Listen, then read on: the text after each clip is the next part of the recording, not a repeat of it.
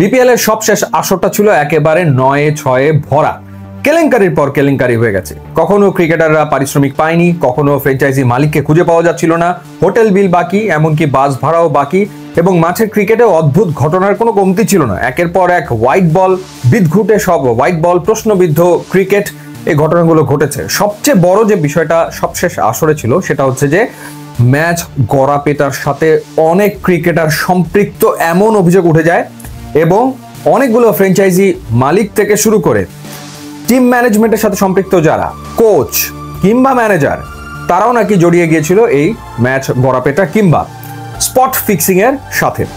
যার কারণে পরবর্তী সময়ে একটা তদন্ত কমিটি গঠন করা হয় বিসিবির পক্ষ থেকে, এবং সেই তদন্ত কমিটি নিবিড়ভাবে তদন্ত করেছে এবং তারা যে রিপোর্ট দিয়েছে সেটা 900 পৃষ্ঠার, এবং সেখানে নাকি অনেকের নাম আছে, ক্রিকেটারদের নাম আছে, কোচদের নাম আছে, টিম ম্যানেজার তার নামও রয়েছে, এমনকি ফ্র্যাঞ্চাইজি মালিক তাদেরও নাকি সম্পৃক্ততার প্রমাণ আছে।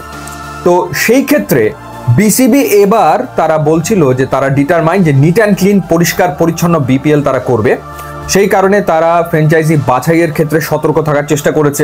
11টা প্রতিষ্ঠান থেকে অনেক বিচার বিশ্লেষণ করে টোরে শেষমেশ 5টা প্রতিষ্ঠানকে বেছে নেওয়া হয়েছে। কিন্তু এখন তারা যে সিদ্ধান্ত নিতে যাচ্ছে, যেসব ক্রিকেটার গত আসরে এই ধরনের কেলেঙ্কারির সাথে জড়িত ছিল, যারা অভিযুক্ত, তাদেরকে আসলে এবার খেলার সুযোগ করে দেওয়া হবে, অর্থাৎ তাদেরকে নিষিদ্ধ করা হবে না। যেহেতু একেবারে পর্যাপ্ত প্রমাণ বিসিবির হাতে নেই, যদিও তদন্ত কমিটির রিপোর্টের নাম আছে, কিন্তু পর্যাপ্ত প্রমাণ যেহেতু নেই, সুতরাং বিসিবি মনে করছে যে এই স্বল্প প্রমাণে তাদেরকে বিপিএল এ নিষিদ্ধ করাটা ঠিক হবে না।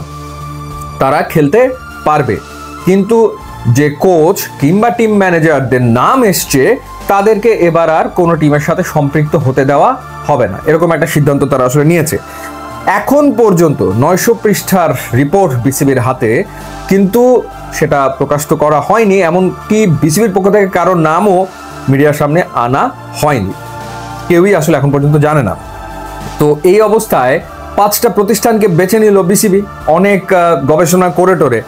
তারপর তাপস বৈশ্য, যিনি আমেরিকাতে থাকেন, প্রবাসী এখন, এবং একসময় বাংলাদেশ টিমে তিনি খেলেছেন, তিনি ফেসবুকে একটা স্ট্যাটাস দিয়েছেন। স্ট্যাটাসটা হলো যে, প্রিয় বাংলাদেশ ক্রিকেট বোর্ড, আসন্ন বিপিএল ও ম্যাচ ফিক্সিং বন্ধে আপনারা কিছুই করতে পারলেন না। আমি শুনেছি ভুল লোকদের মাধ্যমে পরিচালিত একটি ভুল দলকে আপনারা বেছে নিয়েছেন। যদি এটি সত্য হয় তাহলে আপনারা কখনোই ম্যাচ ফিক্সিং এড়িয়ে যেতে পারবেন না, এবং তাতে আমাদের ঘরোয়া ক্রিকেট চিরতরে শায়িত হয়ে যাবে। প্লিজ আমাদের ক্রিকেটটাকে এই ভূতদের হাত থেকে বাঁচান। যেহেতু তিনি ক্রিকেট সম্পৃক্ত একজন মানুষ, বাংলাদেশের সাবেক ক্রিকেটার, তার সাথে বাংলাদেশের ক্রিকেট অঙ্গনের খুব ভালোভাবে সম্পর্ক রয়েছে, তিনি খোঁজ খবর পান। তিনি যখন এরকম একটা স্ট্যাটাস লেখেন, তখন তো মনে প্রশ্ন জাগে, আসলে বিসিবি তাহলে কি বিচার বিশ্লেষণ করলো, কাদেরকেই বা দল দেওয়া হচ্ছে। আবার প্রথম আলোর একটা রিপোর্ট আপনারা নিশ্চয়ই দেখেছেন, যেখানে বলা হয়েছে যে 5টা প্রতিষ্ঠানের ভেতরে 2টো প্রতিষ্ঠানে এমন ব্যক্তির সম্পৃক্ততা রয়েছে যারা এই ফিক্সিং এর দায়ে অভিযুক্ত। গত আসরে 2টো দলের সাথে তাদের সম্পৃক্ততা রয়েছে, এবং সেটি বিসিবি জানে, বিসিবি সেই ব্যাপারে কনসার্ন, এবং তারা কিছুটা উদ্বেগ প্রকাশ করেছে, কিন্তু সেটা সরাসরি মিডিয়ার সামনে না, নিজেদের ভেতরে। সুতরাং এখন কি সিদ্ধান্ত নেয় বাংলাদেশ ক্রিকেট বোর্ড সেটা দেখার ব্যাপার।